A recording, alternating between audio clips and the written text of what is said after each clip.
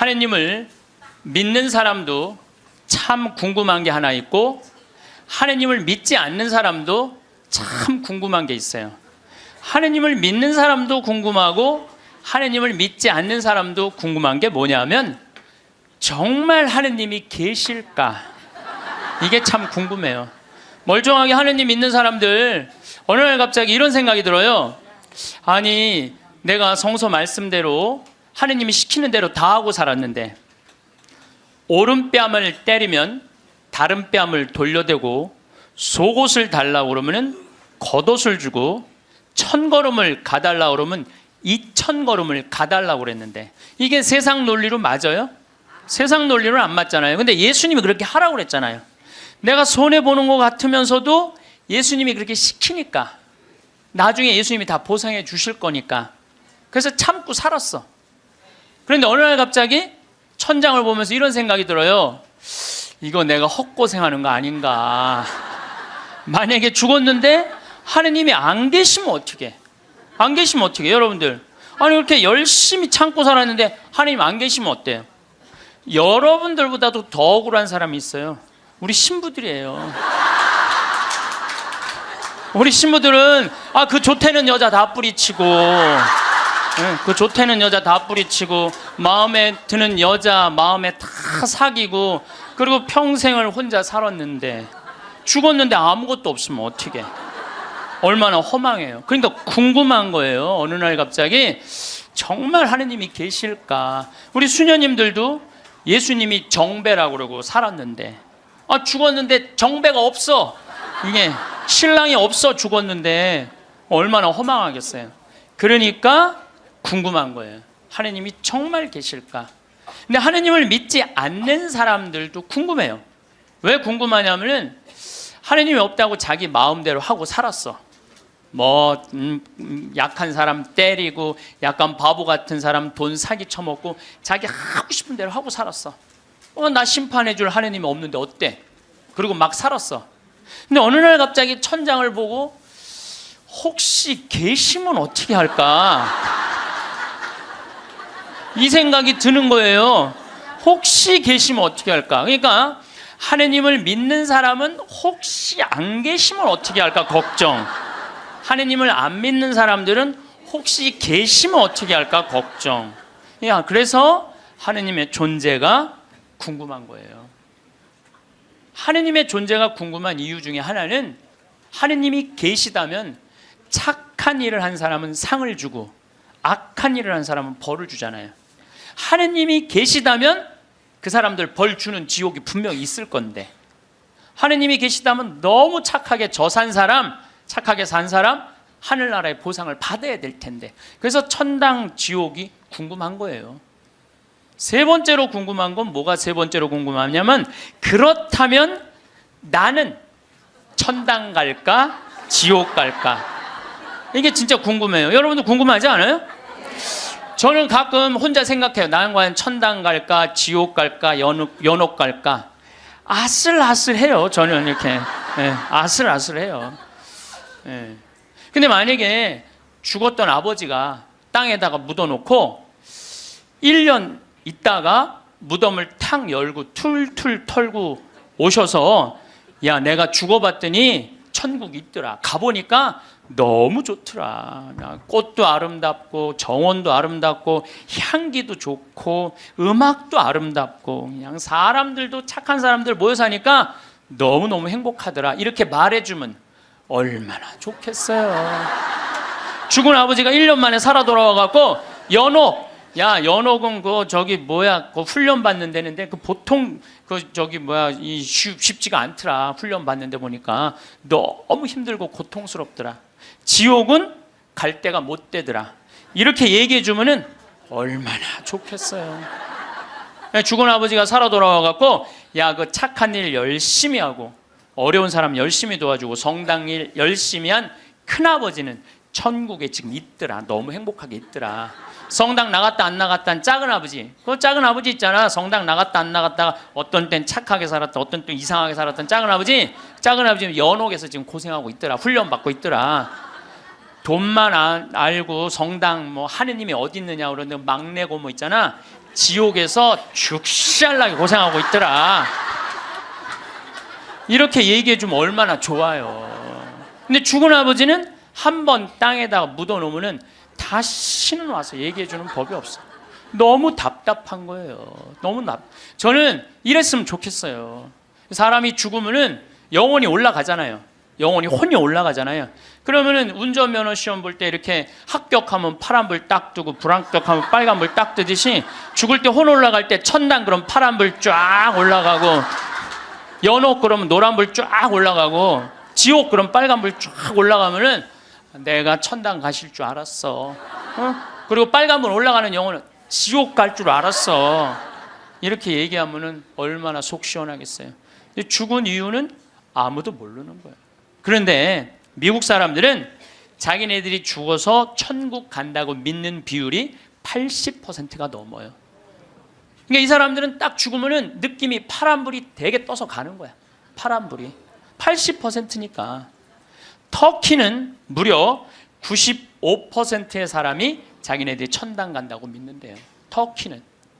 그러니까 그 죽음에 대해서 그렇게 두려움이 없어요. 근데 한국 사람들은 죽으면 천당 간다고 믿는 비율이 49%야. 그러니까 죽음 이후에 대해서 천국을 간다는 그런 희망이 별로 없어요. 그러니까 일단 죽는 건 싫어. 일단은 살아있는 게 나아. 천당 갈지 지옥 갈지 연옥 갈지 모르니까 일단은 살아있는 게 나아요. 오죽하면은 저승의 정승보다 이승의 개가 낫다고 그러겠어요. 그러니까 한국 사람들은 참 죽는 거 싫어해요. 그러니까 어떻게 해서든지 살아있는 게 나아. 개똥으로 굴러 먹어도 이승이 낫다고 그럴 정도로 개똥으로 굴러 먹어도. 그러니까 죽는 거 참 싫어해요. 그래서 우리는 죽으면 무슨 월화의 공동묘지 뭐 이래갖고 뭐 무시무시한 데 간다라는 그런 의식이 있어요. 그리스도교 부활신앙이 자리 잡은 유럽이나 미국이나 남미에 가보면은요, 공동묘지가 동네 한가운데 있어요. 공동묘지가 어디를 가보나. 제가 이 죽음에 대해서 묵상을 많이 하고 싶어서 유럽 공동묘지, 미국 공동묘지, 남미 공동묘지 다 가봤어요. 그냥 지나가 보는 게 아니라 직접 들어가 봤어요. 직접. 그런데 유럽이나 미국이나 남미나요, 일단은 우리하고 공동묘지 느낌이 달라요. 왜냐하면 색깔이 하얀 페인트로 다 칠해놔요. 그러니까 공동묘지에 딱 들어가 보면은 박물관 같은, 실질적으로 공동묘지 안에 박물관도 많고 또 공원 같은 느낌을 받아요. 공원 같은 느낌을 받아서 토요일날 일요일날은 도시락 싸들고 어디를 놀러를 가냐면 공동묘지로 누구나 다 놀러를 가요. 그러니까 공동묘지가 아니라 놀이터죠. 놀이터. 아르헨티나에 가봤더니 이 사람들은 기일이 되면은 공동묘지에 가갖고 묻었던 아버지 관 있잖아요. 관을 다시 꺼내요. 꺼내갖고 닦아요.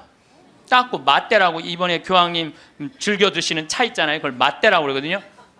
맛대를 마시면서 그 관을 닦아가면서 죽은 사람 얘기를 하는 거예요. 그리운 얘기를 하는 거예요. 살아있을 때 이런 일을 했지, 저런 일을 했지. 그러니까 이게 죽음이라는 게 그렇게 부정적이지 않아요. 미국만 하더라도 동네 한가운데 공동묘지가 있어요. 미국은 기독교 국가예요. 그리스도교 국가. 우리 가톨릭 신자가 몇 명이냐면 7,500만 명이에요. 7,500만 명. 미국은 맨날 총 쏘고 막 마약하고 사람 죽이는 것 같은데 그거는 극히 일부고 평범한 미국 사람들은 다 평화롭게 살아요. 토요일날 일요일날 다 성당 교회 가요. 그리고 사람이 죽으면은 동네 한가운데 묻어놓으니까 아침 저녁으로 출퇴근하면서 아버지 묘, 엄마 묘, 아내 묘, 자식들 묘까지 맨날 보는 거예요. 출퇴근하면서. 그러니까 아침에 출근할 때 아내 묘에다가 장미 한 송이 놓고, 여보 나 오늘 중요한 계약이 있어. 당신이 도와주면은 내가 오늘 계약이 잘 될 것 같아. 이렇게 죽음하고 얘기를 해요. 죽어 있어도 죽었다고 생각을 안 하는 것 같아요. 그 사람들은. 그 퇴근하는 길에 아내 묘에다 장미 한 송이 놓으면서, 여보 당신이 오늘 도와줘서 그런지 나 오늘 계약이 너무너무 잘 됐어. 고마워. 이렇게 얘기를 해요. 그래서 미국 사람들이 이런 얘기를 해요. 묘지 참배는 덕의 대학을 다니는 것과 같다. 묘지를 자꾸 가는 건 덕의 대학을 가는 것과 요즘 위령성월이잖아요. 우리 묘지 방문을 하라고 그러잖아요. 묘지를 방문하다 보면은 내가 이 세상에서 추구하는 명예, 권력, 돈 이게 다 허망하다는 걸 느낀다는 거예요. 우리나라 사람들은 일단 죽으면은 다시는 보고 싶지 않은가 봐. 아주 깊숙한 산속에 갖다 파묻어 버려. 그냥 파묻어 버려요. 그리고 미국 사람들은 출퇴근길에 안에 묘가 있으니까 보고 싶으면 가서 얼마든지 보는데 우리는 산속 깊숙한 곳에 갖다 파묻어 버리니까 찾아가려고 해도 마음을 단단히 먹어야 돼. 내가 오늘 한번 남편 묘를 가야 되겠다, 뭐 아내 묘를 가야 되겠다, 부모 묘를 가야겠다, 마음을 단단히 먹어야 돼. 근데 이게 참 신기한 게 대한민국 사람들은 마음을 단단히 먹어도 온 국민이 똑같은 날 마음을 단단히 먹어요. 이상해. 죽는 날은 다른데 어떻게 보러 가는 날은 다 똑같아. 너무 신기해요. 똑같은 날 마음을 단단히 먹는 거야. 그러니까 그 묘에 대한 거부 반응이 있으니까 어떤 일이 있느냐면은 저도 그런데 동창신부 아버지가 돌아가셔갖고 묘지까지 한번 따라가 봤는데 그 집도 역시 산속 깊숙한 곳에 파문. 그런데 동네 한가운데 장의차 진입 금지 동네 이렇게 써 있더라고요. 그 다음에 상여 진입 금지 이렇게 써 있더라고요. 그래서 그 동네 입구에서 아버지 관을 내려갖고 우리가 메고 들로 산으로 그 산으로 모시고 갔던 적이 있어요. 그러니까 이 뉴욕에 가다 보면은 맨하탄하고 퀸즈라는 동네가 있어요. 강남하고 강북하고 똑같아요. 맨하탄은 강남, 퀸즈는 강북 이런 식이에요. 그런데 퀸즈에서 맨하탄으로 들어가다 보면 엄청나게 큰 공동묘지가 있어요. 하루에 그러니까 수백만 명이 그 공동묘지를 보면서 맨하탄으로 출퇴근을 해요. 그래도 이 사람들은 생전 그 묘에 대해서 이전해라 이런 거 하나 없어요. 근데 만약에 우리나라가 강북하고 강남 사이에 잠실에다가 공동묘지를 한번 딱 세운다 그러면 우리 어떻게 할 것 같아요? 그렇죠. 난리가 나죠. 띠두르고 뭐라 그래요? 결사반대. 박원순 시장은 사퇴하라. 이거는 얌전한 거예요. 박원순 시장은 자폭해라. 여러분들 우리가요, 우리나라 사람들이요, 의외로 죽음의 문화에 대해서 굉장히 부정적이에요. 그러니까 죽음을 받아들이지 않아요. 끝까지 받아들이지 않아요. 여기 서울에도 추모공원 하는데 여러분들 몇 년 동안 서울 시민들이 반대했는 줄 알아요? 여러분들이 몇 년 반대했느냐면 9년 동안 반대를 했어요. 9년이 지나서 2012년에는 겨우 추모공원을 한 거예요. 그러니까 우리 성당들도 이렇게 성당 안에다가 지하에다 납골당 해놓으면 얼마나 좋아. 미사 참여 와갖고 엄마 보고 싶으면 지하에 내려가갖고 엄마 보고 기도하고 이야기하고 얼마나 좋아요. 그런데 그냥 여기 흑석동 성당도 그 납골당 한다고 얼마나 주민들이 반대했어요. 여기 한국 사람들은 죽는 거 진짜 싫어해요. 죽는 거 일단은 살아있는 게 나은 거야. 일단은 수단과 방법을 가리지 않고 살아있는 게 나은 거야. 그런데 한국 사람들은 죽는 거를 하느님을 믿는 사람도 싫어하고 하느님을 믿지 않는 사람도 싫어해요.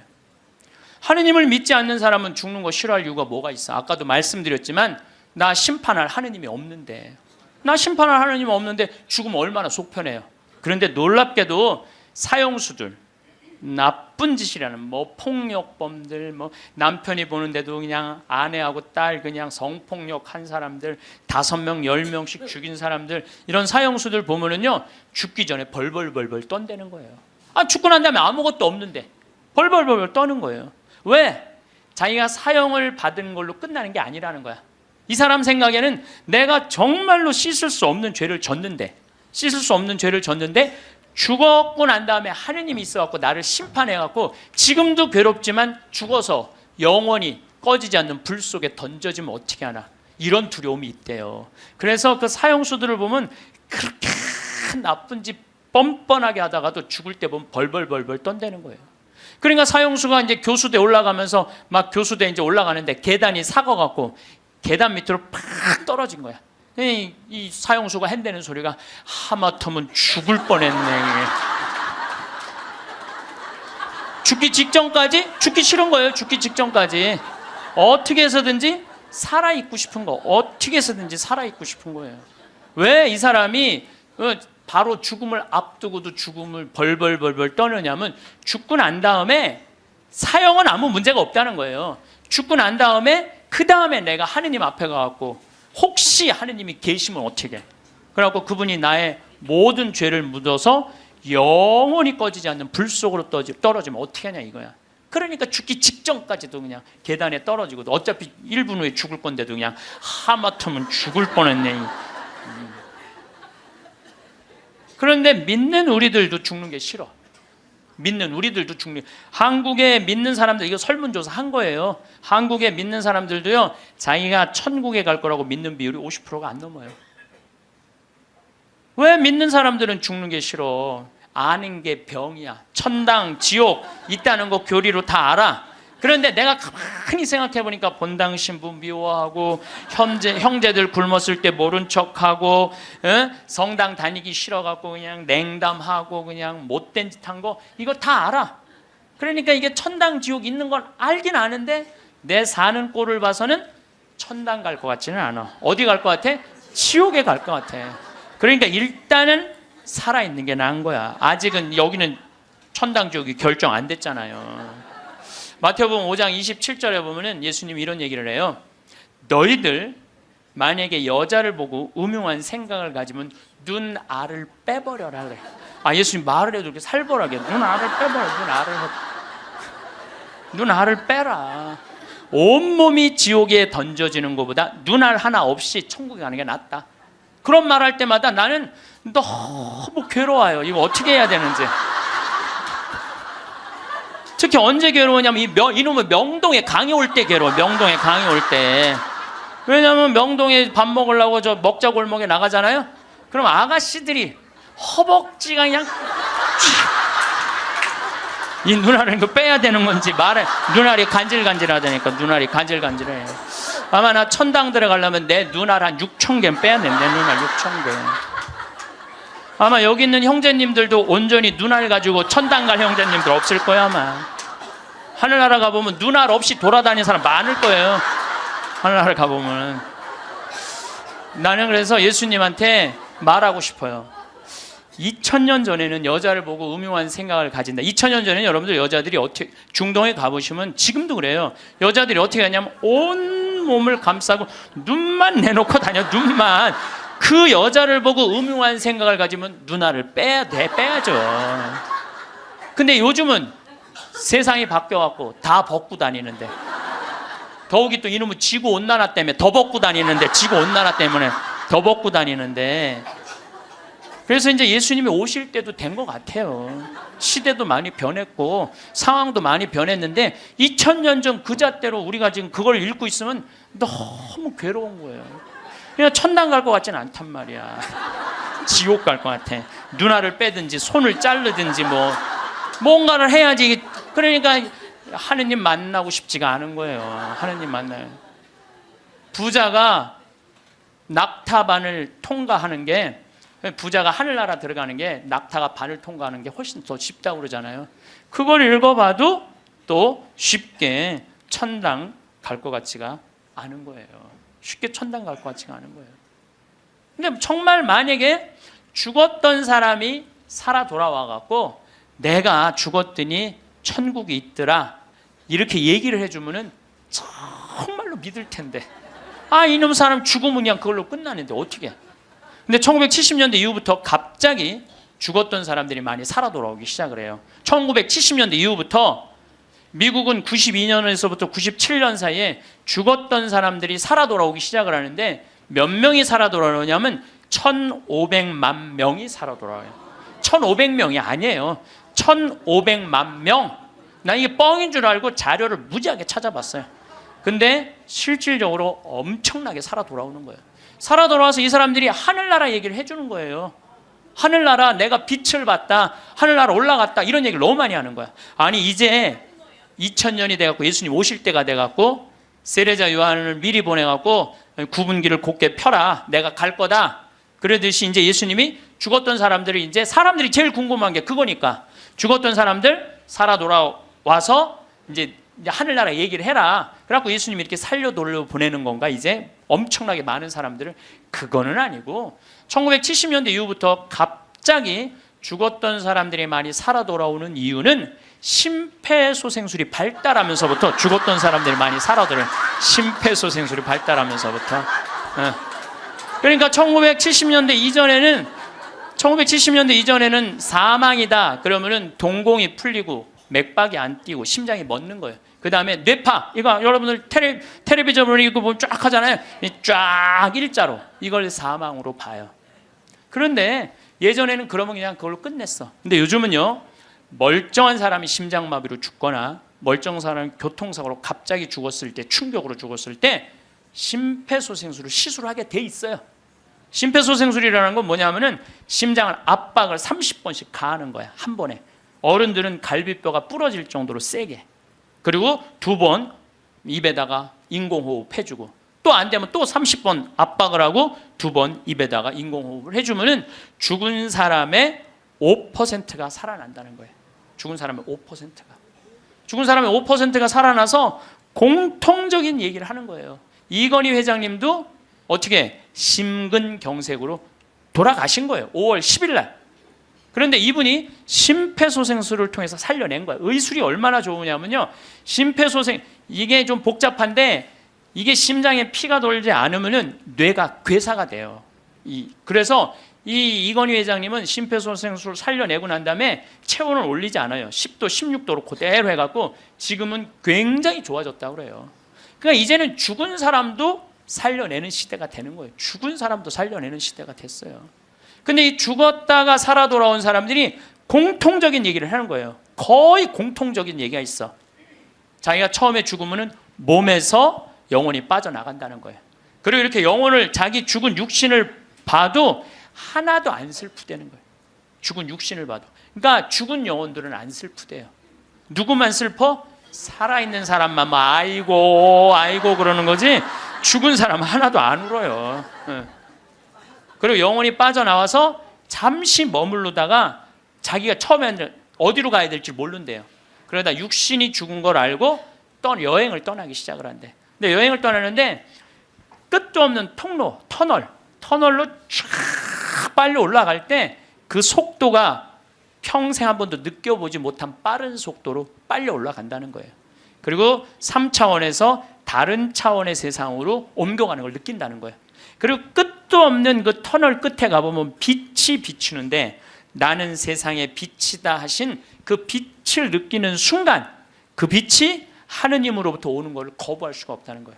그리고 그 빛을 느끼는 순간 너무 행복하고 존재의 충만함, 평화, 충만함, 완전한 사랑을 느껴갖고 너무너무 행복하다는 거예요.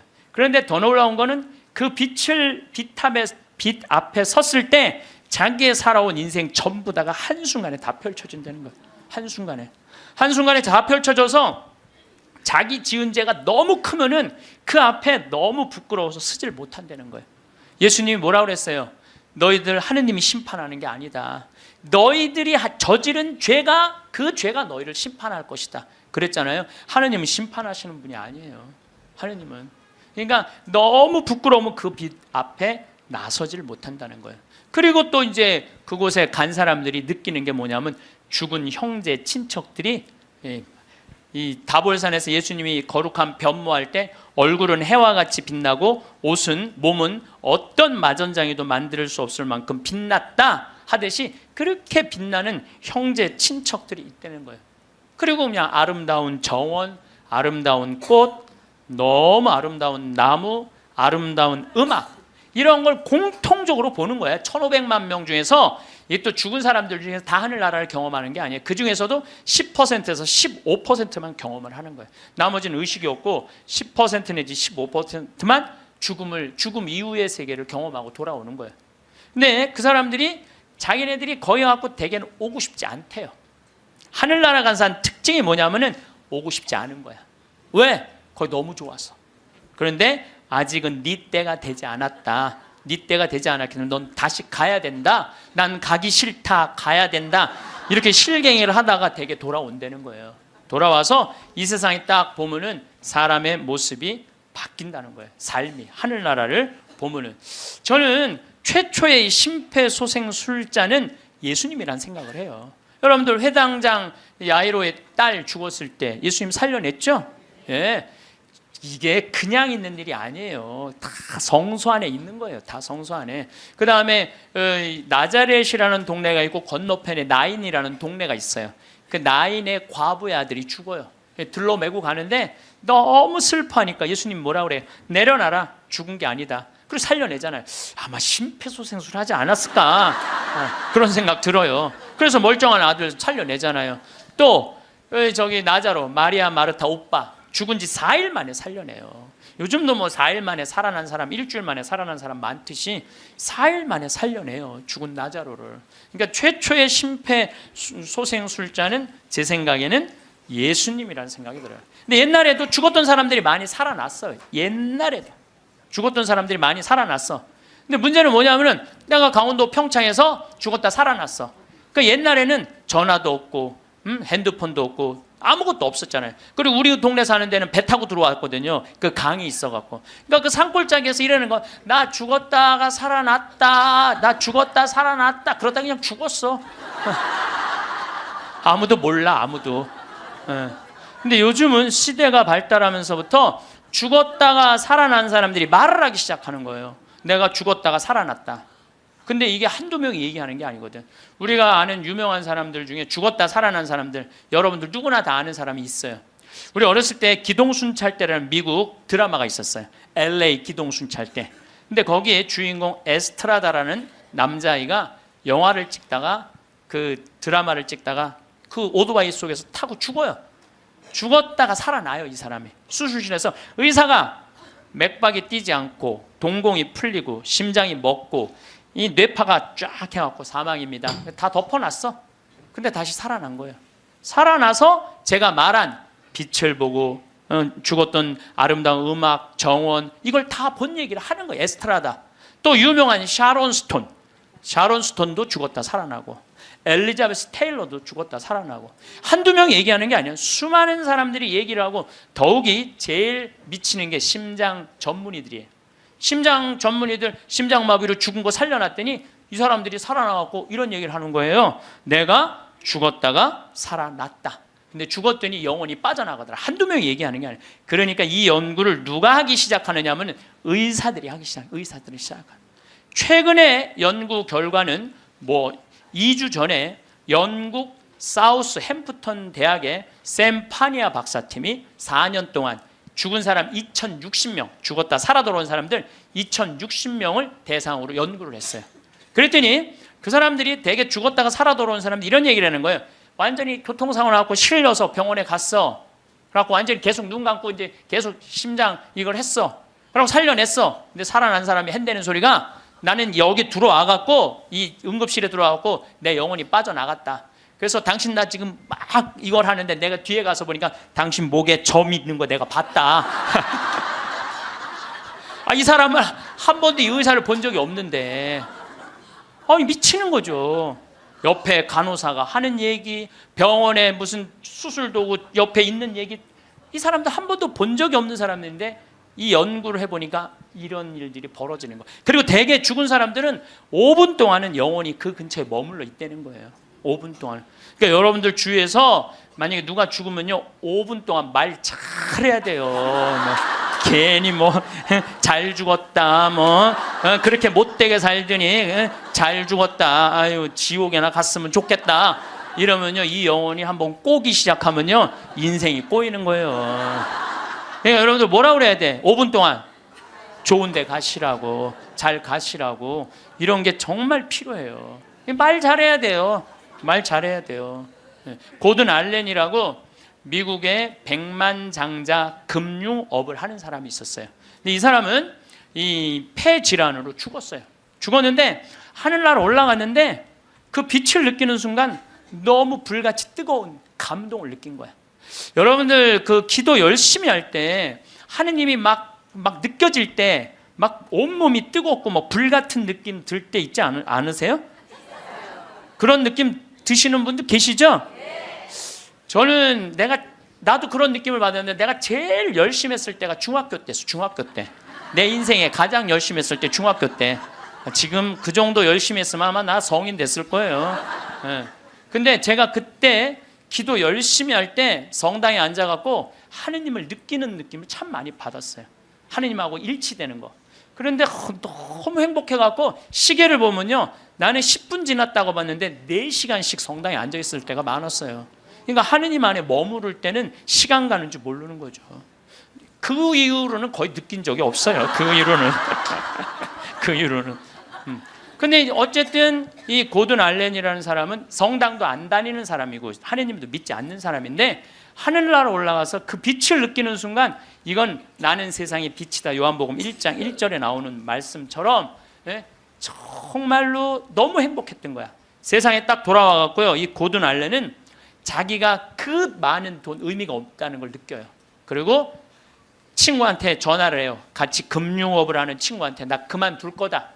그리고 차도 큰 거에서 작은 걸로 옮겨 타고 그 다음에 이 집도 큰 거에서 작은 걸로 옮겨가요. 그리고 그 잘 번들은 돈을 다 관두고 지금은 미니스터 목사님이 돼갖고 정말 어려운 사람들 컨설팅을 해줘요. 그러니까 되게 죽었다가 살아 돌아온 사람들 특징이 뭐냐면은 삶이 바뀌는 거야. 목사님이 된다든지 자선 사업을 한다든지 착해. 사람은 죽어봐야 철이 들어. 사람은 죽어봐야 철이 들어.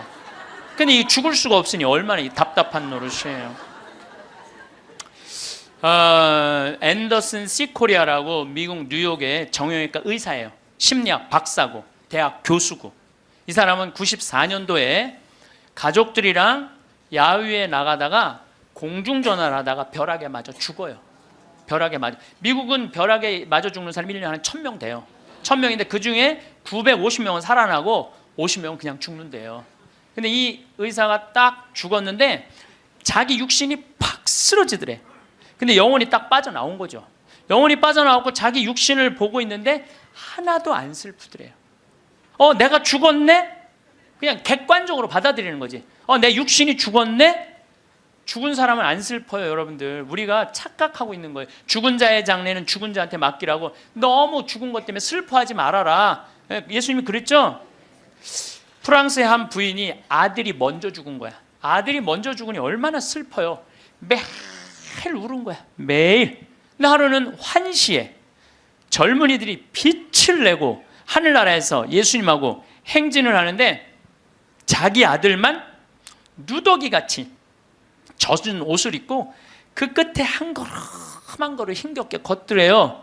그래서 엄마가 물어봤대요. 얘야, 너는 왜 저 젊은이들은 저렇게 빛을 내고 아름답게 예수님하고 하늘나라에서 행진을 하는데 너는 왜 그렇게 힘들게 젖은 누더기 같은 옷을 입고 힘겹게 걷느냐?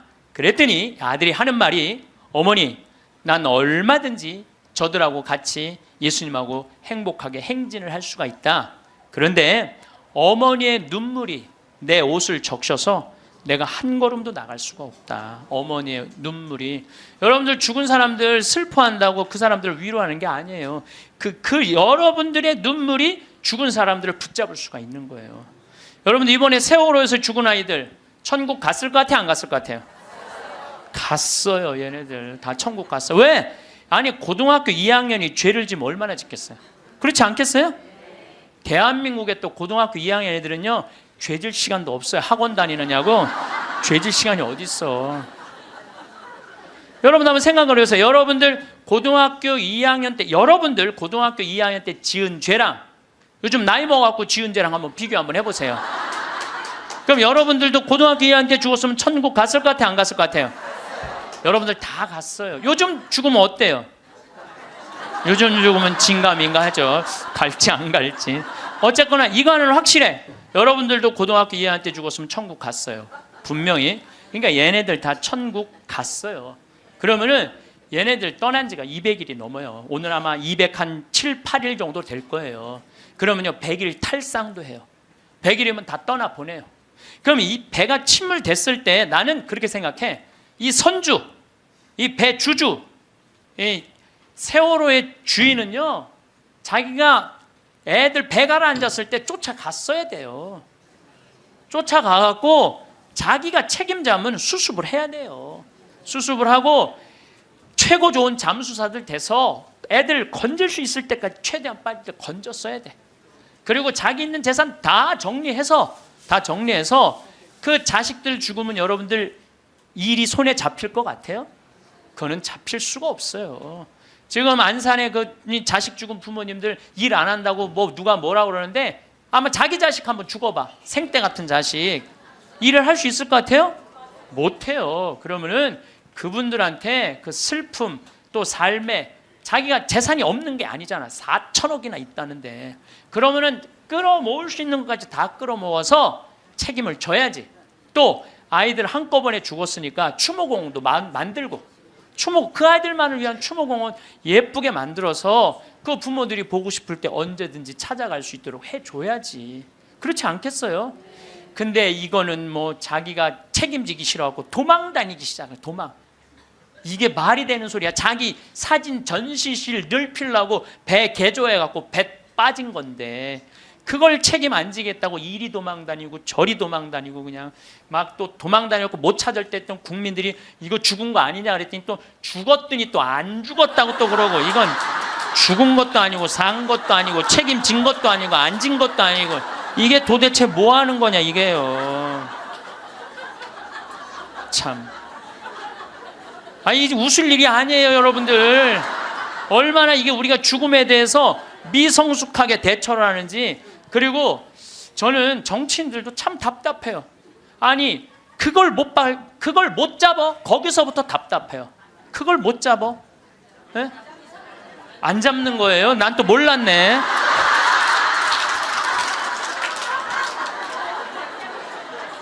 아니 애들한테 한을 심어주지 말으려면 부모한테 한을 심어주지 말으려면 빨리 밝혀야지. 책임질 사람 다 책임지고 200일이 지나서 겨우 협상법 타결했다고 그러고 100일이면 탈상을 한다는데 참 너무너무 저는 가슴이 너무 아파요. 내 동창 신부가 안산으로 발령을 받아갔어요. 근데 이번에 발령을 받아갔는데 그 본당에 가봤더니 그 식복사 자매님이 최초로 신고한 아이 엄마래. 식복사 자매님이. 근데 그분은 지역장도 하고 남편은 재분과장도 하고 성당활동 열심히 했던 집이에요. 근데 그 자매가 아들이 죽고 난 다음에 사제관 식복사를 시작을 했대요. 너무너무 열심히 살더래요. 그래서 본당신부 내 동창신부가 물어봤대요. 자매님은 왜 남들은 저렇게 슬프게 저렇게 있는데 여기서 이렇게 기쁘게 사제관 일을 하느냐고. 그랬더니 이 자매님이 기가 막힌 말을 하더래요. 나는 내 반쪽이 하늘나라에 있기 때문에 그 반쪽을 위해서 기쁘게 살아야 된다고. 왜냐하면 나는 지금 이 세월호에서 304명이 세상을 떠났어요. 우리 학생들이 249명, 어른들이 55명이 세상을 떠났어요. 나는 이 단원고등학교 얘네들 지금 천국 접수했다고 믿어요. 천국 얘네들이 접수했어. 천국을. 지금 아마 얘네들이 싹 천국 접수했을 거야. 분명히. 그러면은요 우리가 이 아이들 하늘나라 혹시 못 갔다면 우리 열심히 기도해서 하늘나라 갈 수 있도록 기도해 줘야 돼요. 그리고 산 사람들은 그 아이들을 위해서 기쁘게 살고 반성할 거 반성하고. 근데 우리는 이것도 아니고 저것도 아닌 거예요. 그리고 부모님들 이 안산에서 하느님한테 맡겨야 돼요. 하느님의 자비에 아이들을 맡겨야 돼요. 남아프리카 공화국에서 12살 먹은 알도라는 소년이 교통사고로 죽어요. 엄마 아빠 앞에 타고 뒤에 4살짜리 12살짜리 알도가 교통사고 나는데 교통사고 나는 순간 뒤에 있던 아들 둘이 바깥으로 날아가요. 날아가는데 엄마 아빠가 딱 차를 세우고 이제 자식 없으니까 차 뒤에 없으니까 가서 보는데 바로 앞에 4살짜리가 얼굴에 상처기만 좀 나게 있는 거야. 아유 너 괜찮구나 그랬더니 이 친구 하는 말이 엄마 난 이렇게 바깥에 튕겨져 나왔을 때 예수님이 날 받아갖고 여기다 놨다고. 네. 근데 문제는 12살짜리 알도가 안 보이는 거야. 12살짜리 알도가. 그래갖고 보니까 아예 길 건너편에 가서 떨어진 거야. 길 건너편에 뇌, 척추 다 그냥 요절이 난 거예요. 그래서 병원에서는 의사가 이제 산소호흡기를 띄셔도 되겠다고, 죽었으니까.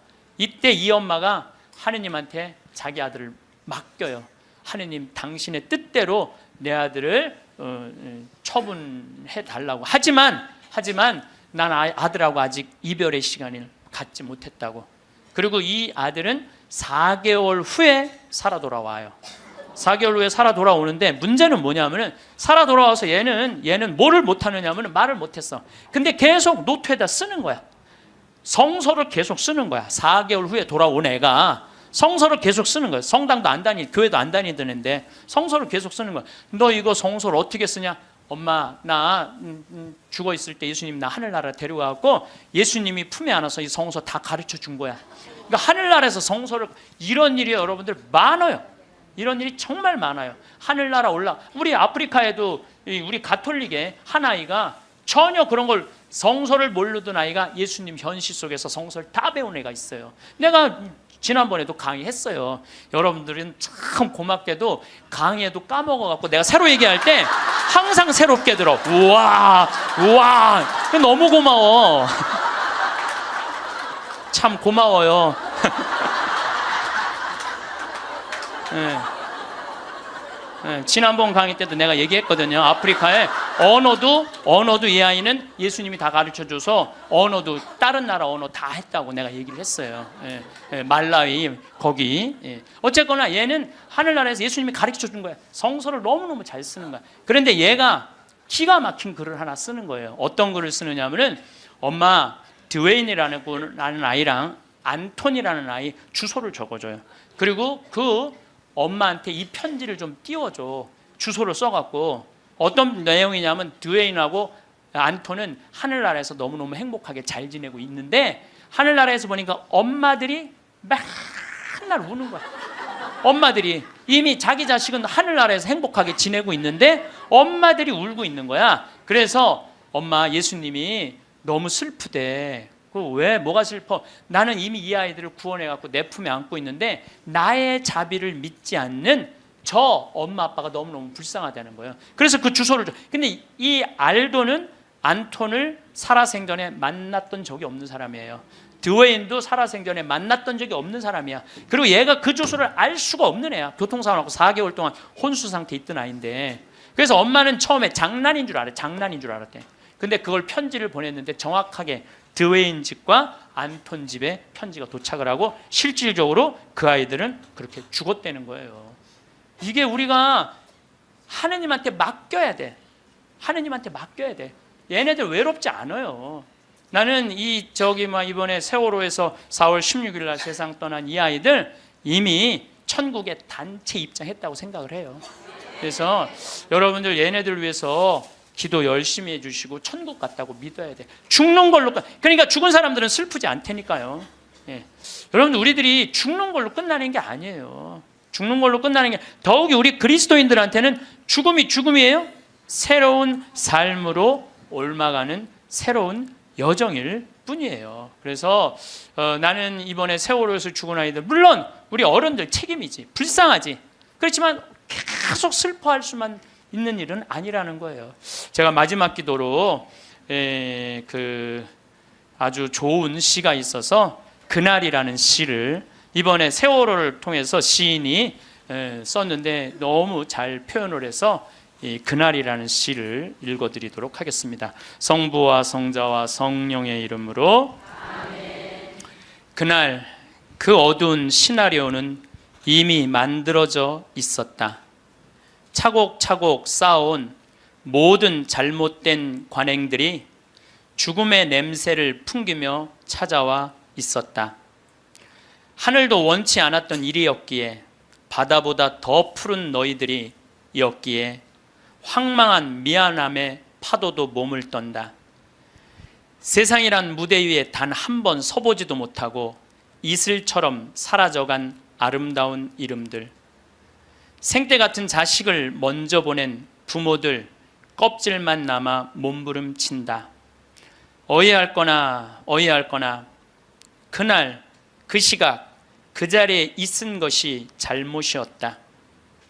캄캄한 바다에선 얼마나 추웠더냐.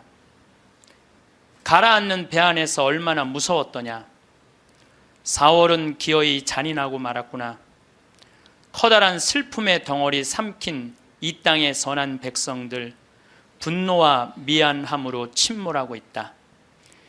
기다리라는 말 아직도 믿고 있니? 이제는 훨훨 날아가거라. 사랑하는 친구들과 함께. 봄 밤 하늘은 별이 된 너희들로 더욱 눈부시겠구나.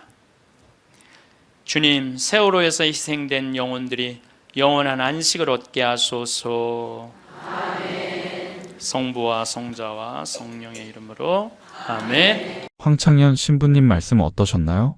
어쩌면 삶에서 가장 경건하고도 깊은 성찰을 요하는 주제인 죽음과 그 이후의 여정에 대해 생각해 보셨나요? 이는 단순히 지식을 얻는 것을 넘어 우리 각자의 삶을 돌아보고 앞으로 나아갈 길을 밝히는 귀한 시간이 될 것입니다.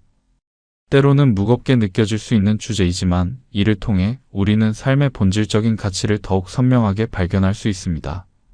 살아가면서 우리는 문득 존재의 근원에 대한 질문과 마주하곤 합니다. 이 숨가쁜 삶이 멈추면 나는 어디로 가는 것일까? 내가 사랑하고 나를 사랑했던 이들과의 인연은 이대로 끝나는 것일까? 이러한 질문들은 인간이기에 품을 수 있는 고귀한 사유입니다. 한 신부님께서는 이런 깊은 물음들이야말로 우리 영혼이 잠에서 깨어나 본향을 그리워하기 시작하는 신호와 같다고 말씀하셨습니다. 그 물음 속에서 우리는 유한한 존재로서 겸손함을 배우고 동시에 영혼을 향한 갈망을 발견하게 됩니다. 단순히 두려움이나 호기심을 넘어 삶의 의미를 찾고자 하는 영적인 몸짓인 것입니다. 우리가 흔히 들어온 천국과 지옥에 대한 이야기는 어린 시절에는 단순한 동화처럼 들렸을지도 모릅니다. 그러나 나이가 들고 삶의 여러 국면을 경험하면서 이 이야기들이 담고 있는 깊은 상징과 메시지를 깨닫게 됩니다. 신부님께서는 천국과 지옥을 단순한 보상과 처벌의 장소로만 여겨서는 안 된다고 하십니다.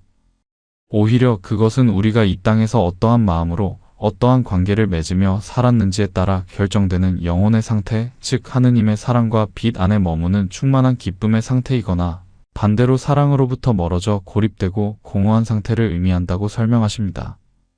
결국 천국은 우리가 매 순간 사랑을 선택함으로써 이미 이 땅에서부터 조금씩 만들어가는 것이라고도 할 수 있습니다. 죽음을 대하는 방식은 문화와 시대에 따라 매우 다채로운 모습을 보입니다. 고대 사회에서는 죽음을 삶의 순환의 한 부분으로 자연스럽게 받아들이며 공동체 전체가 함께 애도하고 떠나간 이를 기리는 정교한 의례를 발전시켰습니다. 이러한 의례는 남은 이들에게 슬픔을 표현하고 서로 위로하며 공동체의 유대를 강화하는 중요한 기능을 했습니다. 하지만 숨가쁘게 돌아가는 현대 사회에서는 죽음이 점차 개인적인 일 혹은 의료적인 문제로 축소되면서 공동체적인 애도의 과정이 약화되는 경향이 있습니다. 한 신부님께서는 이러한 세태 속에서 우리가 잃어버리고 있는 것은 아닌지 되돌아보아야 한다고 말씀하십니다. 죽음을 삶의 한 부분으로 건강하게 인식하고 사랑하는 이들과의 이별을 충분히 애도하며 그들의 삶이 남긴 의미를 되새기는 과정이 우리에게 얼마나 중요한지를 강조하십니다. 최근 몇 년 사이 죽음의 문턱에서 돌아온 사람들의 임사체험 이야기가 우리 사회에 큰 반향을 일으키고 있습니다. 과학적으로는 아직 명쾌하게 설명되지 않는 이 현상에 대해 많은 이들이 깊은 관심을 보입니다. 공통적으로 보고되는 경험들, 즉 자신의 몸을 떠나 평화롭게 주변을 관조하는 유체이탈, 어둡고 긴 터널을 지나 눈부시게 강렬하면서도 따스한 빛과의 조우, 이미 세상을 떠난 가족이나 성스러운 존재와의 만남, 그리고 자신의 전 생애가 파노라마처럼 펼쳐지며 그 모든 순간의 의미와 영향을 깨닫게 되는 생애회고 등은 듣는 이로 하여금 경외감을 느끼게 합니다. 특히 생애회고 과정에서는 자신이 타인에게 베푼 사랑과 상처가 그대로 자신에게 느껴지며 모든 행동이 우주적인 연결망 속에서 영향을 주고받는다는 깊은 깨달음을 얻는다고 합니다. 신부님께서는 이러한 임사체험을 통해 많은 이들이 물질적인 가치보다는 사랑, 용서, 연민과 같은 영적인 가치의 중요성을 절실히 깨닫게 된다고 하십니다. 이는 마치 영혼의 눈이 뜨이는 것과 같아서 이전과는 전혀 다른 시각으로 삶과 세상을 바라보게 만드는 강력한 영적 체험이라고 설명하십니다. 그 빛의 경험은 종종 조건 없는 사랑과 완전한 수용으로 묘사되며 이는 신학에서 말하는 하느님의 본질과도 맞닿아 있다고 볼 수 있습니다. 더욱 주목할 만한 점은 임사체험을 겪은 후 대다수의 사람들이 이전과는 완전히 다른 삶을 살아간다는 사실입니다. 세속적인 성공이나 부에 대한 집착을 내려놓고 타인을 돕고 세상을 이롭게 하는 일에 헌신하며 매 순간을 감사와 사랑으로 채우려는 노력을 기울이게 됩니다. 죽음에 대한 두려움이 현저히 감소하고 영적인 세계에 대한 확신을 갖게 되는 경우도 많습니다. 한 신부님께서는 이러한 변화야말로 임사체험이 단순한 환각이나 꿈이 아님을 보여주는 강력한 증거라고 말씀하십니다. 영혼이 가장 깊은 차원에서 변화를 경험했기에 삶의 방향이 근본적으로 재설정되는 것이라고 하십니다. 이는 마치 긴 잠에서 깨어나 진정한 자아를 발견한 사람과 같이 삶의 목적과 의미를 새롭게 정립하고 살아가는 모습입니다. 우리는 살아가면서 예기치 않은 사고나 질병으로 사랑하는 가족, 친구, 이웃을 떠나보내는 아픔을 겪기도 합니다. 이러한 상실의 고통은 말로 다 표현할 수 없으며 때로는 삶의 의미마저 잃어버린 듯한 깊은 절망감에 빠지기도 합니다. 신부님께서는 이처럼 감당하기 어려운 슬픔 속에서 신앙은 우리에게 붙잡을 수 있는 마지막 동아줄과 같다고 말씀하십니다. 떠나간 이들이 하느님의 영원한 품 안에서 평화와 안식을 누리고 있음을 믿고 언젠가 다시 만날 것이라는 희망을 가질 때 비로소 우리는 고통 속에서도 작은 빛을 발견할 수 있다고 하십니다. 또한 함께 슬퍼하고 기도하는 공동체의 지지와 사랑은 치유의 과정에서 무엇보다 중요하며 서로의 아픔을 보듬어 안을 때 우리는 인간이 지닌 연대의 힘을 경험하게 됩니다. 슬픔을 충분히 느끼고 표현하는 것 또한 건강한 애도 과정의 일부임을 잊지 말아야 합니다. 죽음이라는 거대한 질문 앞에서 많은 이들이 신앙 안에서 혹은 깊은 영적 성찰을 통해 마음의 평화와 삶의 지혜를 구합니다. 사랑하는 이를 먼저 떠나보내는 고통스러운 순간에도 그 영혼을 창조주의 자비로운 손길에 온전히 맡길 때 우리는 인간적인 슬픔을 넘어서는 초월적인 위안을 경험할 수 있습니다. 여러분 각자에게도 삶의 폭풍우 속에서 마음을 다잡고 평온을 되찾게 해주는 자신만의 안식처가 있을 것입니다. 그것은 고요한 기도와 묵상일 수도 있고 성경이나 영적인 서적을 통한 깨달음일 수도 있으며 혹은 대자연의 아름다움 속에서의 경이로운 체험, 예술 활동을 통한 자기 표현과 정화일 수도 있습니다. 중요한 것은 우리 영혼의 갈망에 귀 기울이고 그 갈망을 채워줄 수 있는 길을 끊임없이 탐구하는 자세입니다. 특히 기독교 신앙은 죽음을 끝이 아닌 새로운 시작, 영원한 생명으로 들어가는 관문으로 이해합니다. 예수 그리스도의 부활 사건은 죽음이 인간의 최종적인 운명이 아니며 사랑과 생명이 죽음을 이긴다는 궁극적인 희망을 선포합니다. 신부님께서는 이 땅에서의 삶을 하느님께서 우리 각자에게 맡기신 소중한 소명기간이라고 설명하시며 이 기간을 사랑과 봉사로 채워나갈 때 우리는 영원한 생명의 씨앗을 뿌리는 것이라고 말씀하십니다. 죽음은 마치 오랜 여정을 마친 순례자가 마침내 고향집에 돌아가 안식하는 것과 같으며 그곳에는 눈물도 슬픔도 없는 완전한 기쁨과 평화만이 존재한다고 가르치십니다. 다른 많은 종교와 영적인 전통들 역시 각자의 방식으로 영혼의 불멸성, 윤회, 해탈 등 죽음 이후의 지속적인 여정에 대한 희망적인 전망을 제시하며 인류에게 위안을 주어왔습니다. 오늘 우리는 삶의 가장 깊은 신비 중 하나인 죽음과 그 이후의 가능성에 대해 함께 사색하는 시간을 가졌습니다. 이러한 나눔이 여러분 각자의 삶에서 현재를 더욱 소중히 여기고 매 순간을 의미와 사랑으로 채워나가는데 작은 등불이 되기를 진심으로 바랍니다. 남은 생을 통해 우리는 어떤 가치를 실현하고 어떤 사랑을 나누며 어떤 유산을 남기고 싶으십니까? 그리고 언젠가 다가올 그 마지막 순간을 어떤 마음가짐으로 맞이하고 싶으십니까? 이러한 질문들을 가슴에 품고 살아갈 때 우리의 하루하루는 더욱 깊어지고 풍요로워질 것이라 믿습니다. 삶의 마지막 순간에 후회보다는 감사와 평화가 가득할 수 있도록 오늘 여기서부터 새로운 발걸음을 내디뎌 보는 것은 어떨까요? 우리 모두의 영적인 여정에 하느님의 은총과 평화가 함께 하시기를 기도합니다.